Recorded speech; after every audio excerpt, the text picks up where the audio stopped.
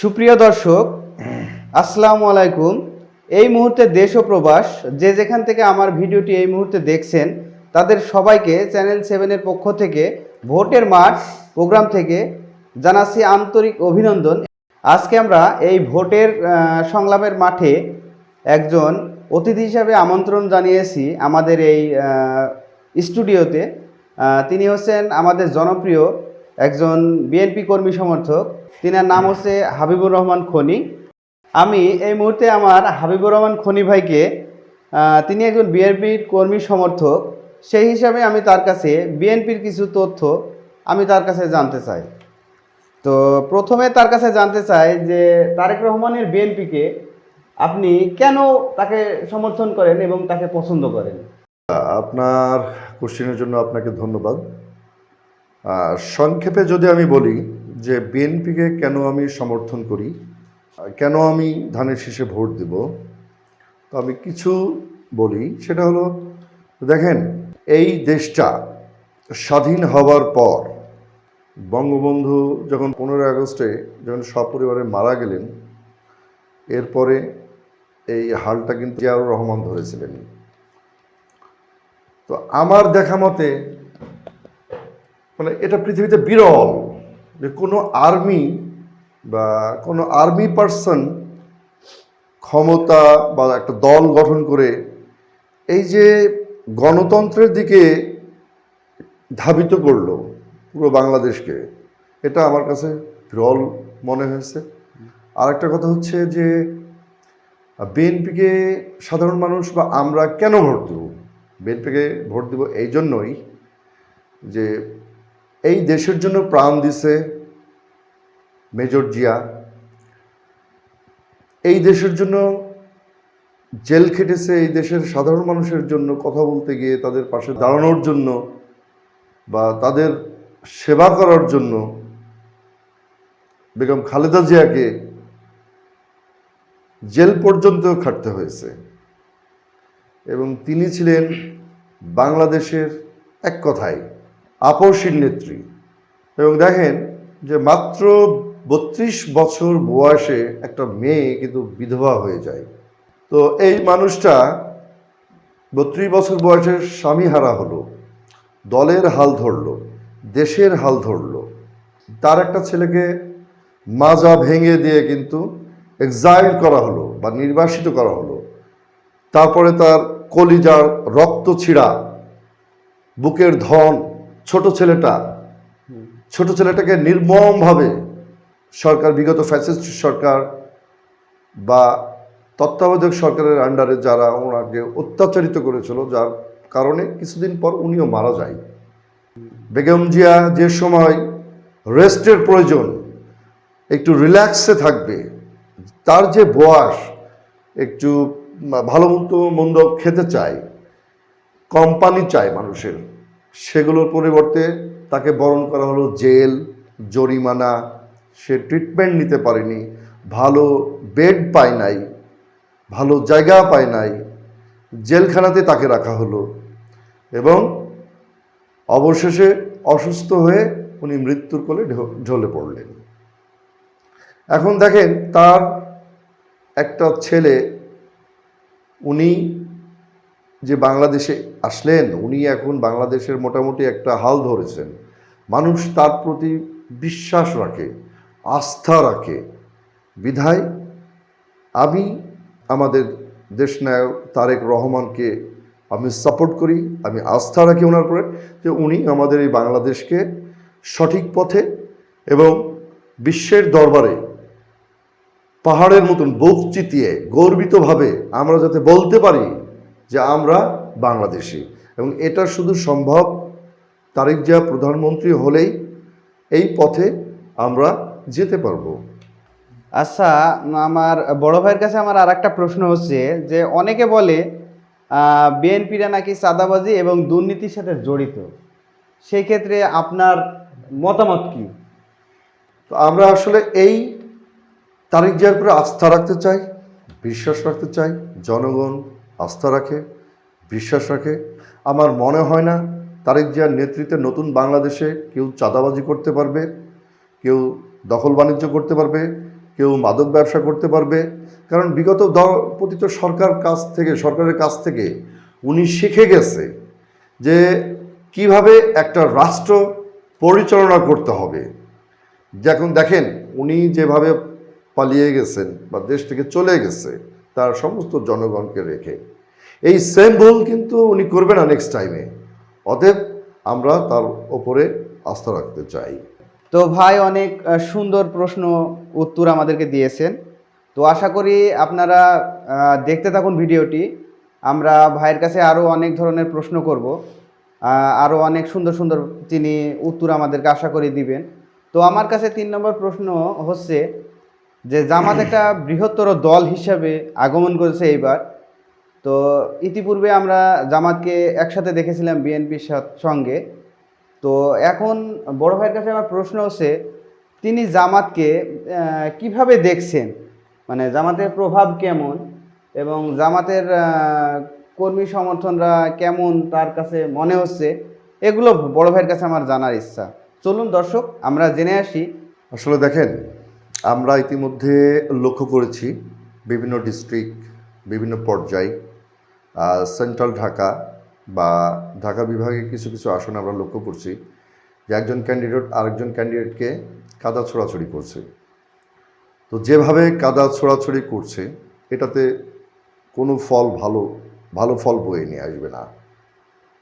তো আমি বলবো যে আপনারা বুলিং বন্ধ করেন, ক্রিটিসাইজ করেন, সেটা কনস্ট্রাকটিভ ওয়েতে ক্রিটিসাইজ করেন, সেটা শুনতেও ভালো লাগবে, বলতেও ভালো লাগবে, ভালো প্র্যাকটিসও হবে।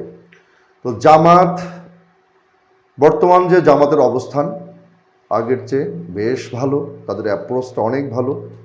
কিন্তু জামাত যেমন তারেক রহমানকে খাম্বা তারিক, চাঁদাবাজ, অমক তমক মানে ইত্যাদি ইত্যাদি বলে খুব নোংরা ভাষায় বোলিং করছে।